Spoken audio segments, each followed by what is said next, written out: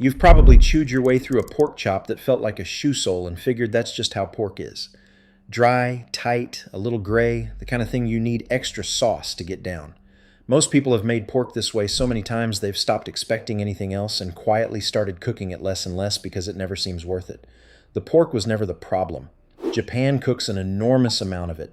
Tonkatsu, shogayaki, pork simmered low in ramen broth, char siu glazed and sliced thin, and it comes out tender and juicy so reliably that toughness barely enters the picture. That consistency comes down to understanding one thing about pork that most people never learn, and it turns the toughest, cheapest chop into something you'd actually look forward to. Here's the part that surprises people. The main reason pork turns out tough has almost nothing to do with how long it spends in the pan. It's a decision made before the heat ever arrives, and getting it right matters more than anything you do while it cooks. That's coming. The whole approach comes down to a few ideas: why pork goes tough in the first place, the preparation step almost everyone skips, using gentle heat instead of fighting it, and knowing the exact moment to stop. Together, they're the difference between pork that's tender and pork you have to chew like gum. Start with why pork goes tough, because it explains every fix that follows. Pork is muscle, protein fibers packed tightly together and bound up with connective tissue, holding a lot of water inside. Heat firms those fibers, which is good up to a point. But push the heat too hard or too far, and the fibers seize and contract violently, wringing out their water and clenching into something dense and chewy. Picture twisting a wet towel. The harder you wrench it, the more water pours out, and what's left is tight and stiff. Overcooked pork proteins do exactly that, squeezing their juice into the pan and leaving the meat stringy and dry. Tender pork has kept its water inside. Tough pork has forced it all out. Once that clicks, the whole problem comes into focus, and it explains why lean pork especially, the everyday chops and loin most people buy, dries out so fast. It has little fat running through it to stay lubricated, so the moment its water leaves, there's nothing to hide the dryness. Fattier cuts like shoulder are far more forgiving, which is why slow-cooked pulled pork is hard to ruin while a plain chop turns to leather in a couple of extra minutes. The lean cut is the one with no safety net, and it's exactly the one most people cook on a weeknight. Everything the Japanese approach does is aimed at protecting that water, which starts with the step almost nobody outside Japan bothers with: brining or salting ahead of time. Long before a Japanese cook applies any heat, the pork is often salted well in advance or soaked briefly in a light salt solution, sometimes with a little sake or a touch of koji. This step alone can take a chop from dry to noticeably juicy without changing a single thing about the cooking. Here's why it works. Salt, given time, changes the proteins so they hold on to more water during cooking rather than expelling it, and it seasons the meat all the way through instead of only sitting on the surface. A salted, brined chop walks into the pan already armored against the heat, holding more water and losing less of it when the fibers tighten. It's one of those quiet habits so normal in Japan that no one thinks to mention it. You can see it working before the pork ever cooks. A chop left salted for a while firms up slightly and takes on a faintly glossy, tacky surface, the sign that the salt has drawn moisture out and then let the meat pull it back in along with the seasoning. That surface change is the proteins reorganizing to hold water better, the whole point of the step sitting right there on the plate. An unsalted chop stays pale and slick by comparison, exactly as defenseless against the heat as it was in the package. A second distinctly Japanese trick goes even further, and people always find it surprising: fruit. Grating a little apple, pear, or onion into a marinade, or even the traditional use of grated pineapple or kiwi, does something almost no Western technique bothers with. These contain natural enzymes that gently break down the tough connective tissue and loosen the protein structure before cooking, tenderizing the meat from the inside. It's the reason the pork, in a good shogayaki ginger pork, is so soft it almost gives way without chewing. A brief soak in a grated fruit marinade, 20 or 30 minutes, and even a cheap chop turns tender in a way heat alone could never manage. A simpler mechanical version of the same idea shows up constantly in Japanese kitchens, and it takes about 10 seconds. Before cooking a chop or a cutlet, they score the edges, cutting through the thin band of connective tissue and fat that rings the outside of the meat. That band shrinks faster than the rest when it hits heat, and if it's left intact, it tightens like a belt and buckles the whole chop, squeezing it and forcing out moisture. A few small cuts around the rim let the meat stay flat and relaxed as it cooks, so it heats evenly instead of curling and seizing. For a cutlet destined to become tonkatsu, the pork is often pounded thin as well, breaking up the fibers directly and giving heat less distance to travel. So the inside is done before the outside has any chance to overcook. It's tenderizing by hand before a marinade or a pan ever gets involved. That's the preparation. But how the heat gets used decides the rest, and it's where people do the exact opposite of what works.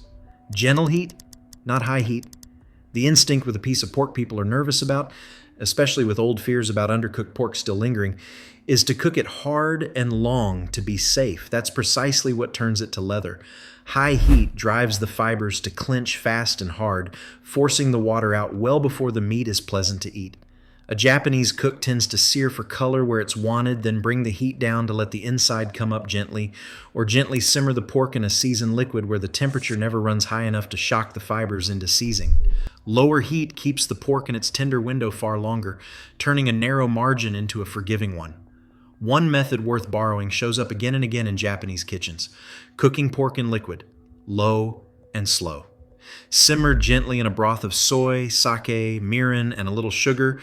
The way pork belly is done for ramen or rice bowls, the meat cooks at a temperature that never gets violent enough to toughen it, while the connective tissue slowly melts into softness. The same logic runs through everything here, which is that gentleness protects moisture, taken to its patient extreme.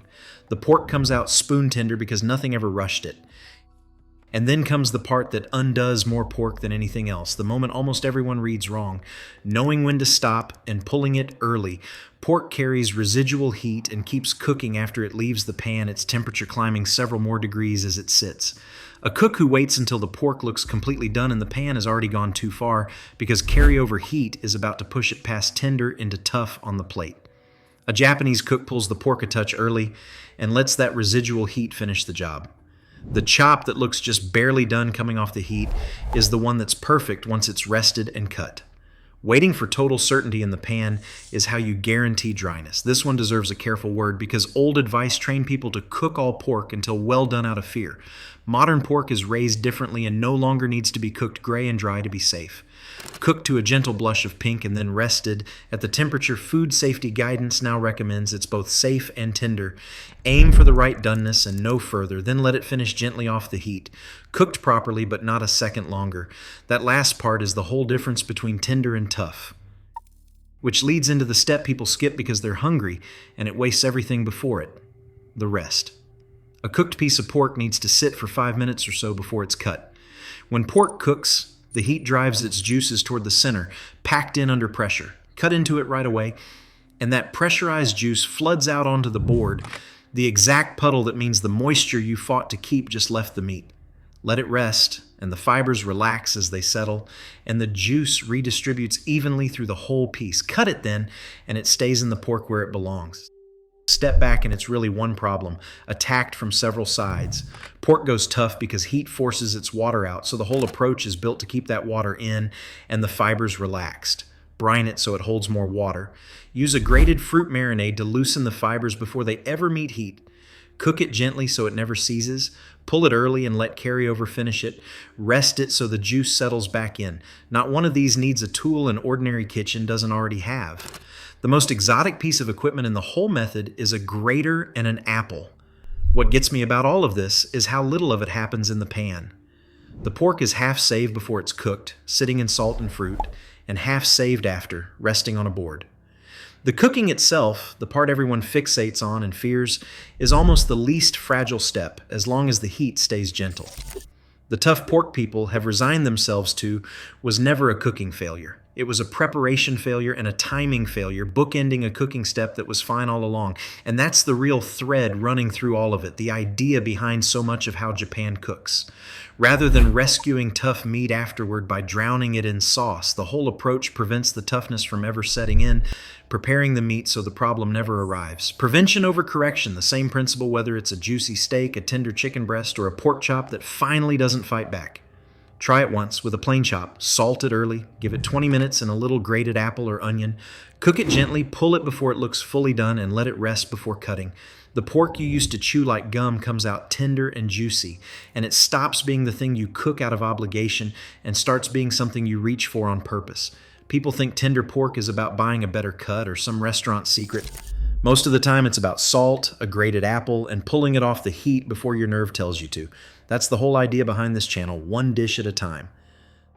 The next one takes on the ingredient people are the most afraid to undercook, and the gentle method that finally makes it safe and tender at the same time.